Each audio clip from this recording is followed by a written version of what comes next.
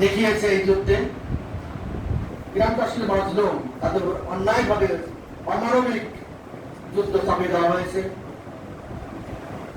বিশ্ব মুসলিমের দরদি বন্ধু, দরদি রাহবার সৈয়দ আলী খামেনি রহমতুল্লাহ আলাইহির শাহাদাতের মাধ্যমে যদিও বিশ্ব মুসলিম গভীরভাবে শোকাহত,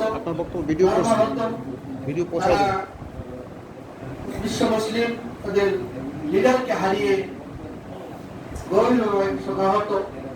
তারপরে লিডারকে হারিয়ে, রাহবারকে হারিয়ে বিশ্ব মুসলিম, বিশেষ করে ইরান, তাদের সেই ইমান দীপ্ত তাদের অবস্থান জানান দিয়েছে। যারা পৃথিবীর পরাশক্তি রূপে পরিচিত আমেরিকা, ইসরায়েল, এদেরকে নাস্তা নাবুদ করে দিয়েছে, এদের কর্মকে কর্ম করে দিয়েছে। এদের যে অবস্থা হয়েছে, আজকে ট্রাম্প, নেতানিয়াহুর গলায় ফাঁসি নিয়ে মরার কথা, এই অবস্থা হয়েছে। তাদের লজ্জায় তারা যে পরাশক্তি দাবি করত, সেই পরাশক্তির অবস্থান থেকে তাদের যে পরিস্থিতি হয়েছে, তাদের মরে যাওয়া ভালো। তারা নিন্দিত